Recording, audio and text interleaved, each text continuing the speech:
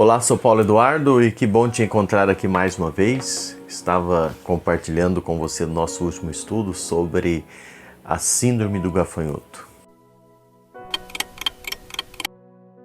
Pessoas que olham para si, para as circunstâncias e já logo se denominam como derrotados porque as circunstâncias são maiores e eles se consideraram fracos. E de fato, não é? Você há de convir comigo que se nós olharmos para nós e para as circunstâncias que nos rodeiam, nós temos muito motivo para desanimar, para ter medo.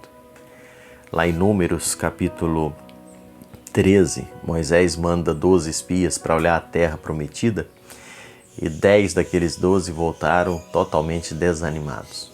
Viram os gigantes, viram os problemas, viram as dificuldades. A terra era boa, era tudo aquilo que Deus havia dito, muita promessa boa, mas eles não conseguiam acreditar nas promessas de Deus. E eles voltaram totalmente desmotivados, desanimados. E essa síndrome do gafanhoto, ela tem alguns sintomas que vale a pena observar. E eu quero te convidar a pensar comigo um pouquinho. Primeira coisa nós vemos aqui no versículo 31, eles disseram assim, Números 13, 31, não conseguiremos subir, nós não vamos conseguir. A síndrome do gafanhoto traz um sentimento de fraqueza, uma sensação de fraqueza. Esses homens, eles anularam a palavra de Deus. Esses homens, eles duvidaram do poder de Deus. Eles só enxergavam os obstáculos. Eles não conseguiam ver Deus, não conseguiam ver o poder de Deus, a palavra de Deus. Eles tiraram os olhos de Deus e só olharam as circunstâncias adversas. Eles afundaram, e aí eu lembro de Pedro, não é? Você deve lembrar quando Pedro estava caminhando sobre as águas, que deixou de olhar para Jesus, olhou para as circunstâncias ao redor, Pedro começou a afundar. Essa síndrome do gafanhoto nos faz isso. Nos faz parar de olhar para Deus e olhar para as circunstâncias e aí nós vamos afundar mesmo, nós perdemos a força. E um dos primeiros sintomas da síndrome do gafanhoto é a pessoa se sentir fraco. Outra coisa que essa síndrome do gafanhoto, e eu estou usando essa expressão para enfatizar mesmo, ela traz é aquele complexo de inferioridade. Verso 31 eles seguem dizendo, porque é mais forte do que nós. Eles são mais fortes do que nós. De fato, irmãos, nós não negamos que aquele povo que eles estavam olhando a cidade era um povo grande. Era uma cidade grande. Eram gigantes. Isso não foi negado. Josué e Caleb, que também foram espiar a terra, mas voltaram com outra perspectiva, eles disseram, realmente o povo lá é gigante. Mas o que eles disseram? Mas Deus é conosco e por isso nós conseguiremos. A pessoa contaminada pela a síndrome do gafanhoto olha os gigantes, mas se esquecem que pode ser grande o problema, mas Deus é sempre maior. Não há nada maior do que o nosso Deus. As muralhas eram altas, mas o nosso Deus é altíssimo e tremendo. Sabe? Os gigantes eram fortes, mas Deus é o Todo-Poderoso.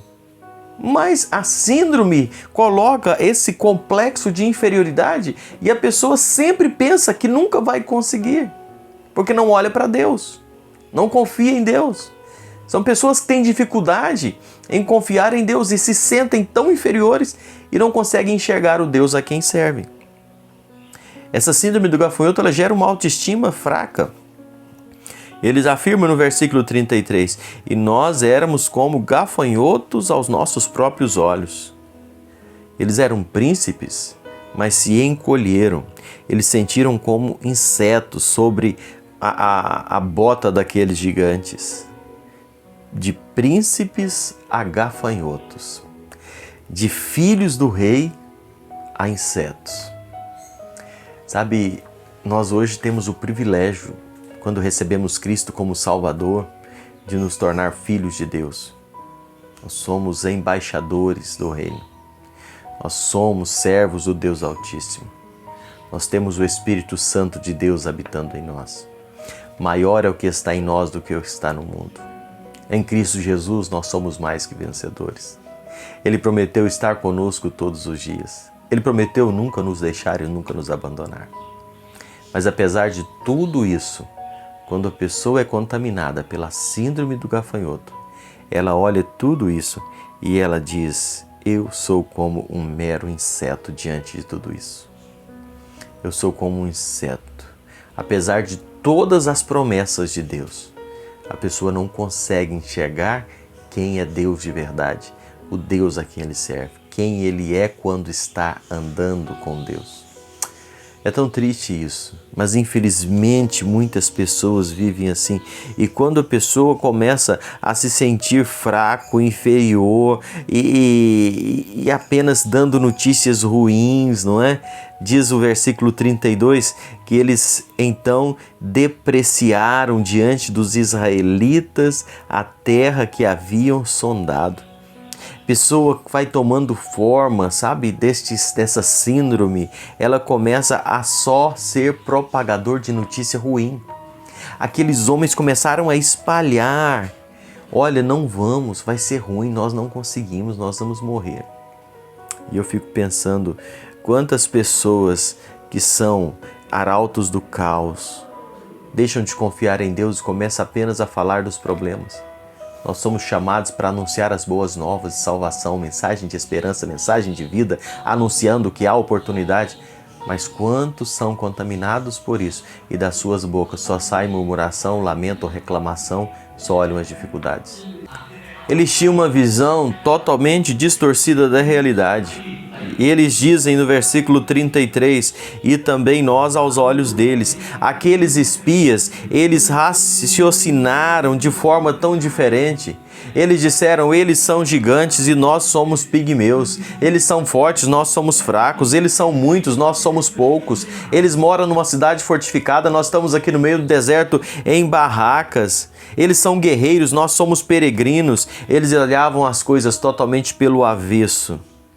Por isso ficaram arrastando-se no pó do deserto durante 40 anos. Eles se olharam, se sentiram indignos, menos príncipes, menos homens. Eles se sentiram como gafanhotos. Porque deixaram de olhar para Deus que fez a promessa. Deixaram de confiar em Deus. Que o Senhor nos livre dessa síndrome do gafanhoto. Que o Senhor nos livre disso. E se por acaso você se identifica com isso, vá aos pés do Senhor hoje, confesse os seus pecados e diga: Senhor, restaura a minha visão. Restaura a minha visão, eu quero ver com os teus olhos. Eu quero confiar nas tuas promessas, descansar no Senhor. E tome uma atitude, não de gafanhoto, mas de águia. Tome uma atitude de ser renovado por Deus. Comece a olhar para Deus. Não deixe-se dominar pela fraqueza, pela inferioridade, pela autoestima fraca, vendo as coisas do lado errado. Corrija isso e comece a olhar para o autor e consumador da fé. Comece uma nova jornada, uma nova caminhada, uma nova fase na sua vida. Esse é o meu desejo, é a minha oração para todos que nos acompanham no nosso estudo. Que Deus te abençoe grandemente em nome de Jesus.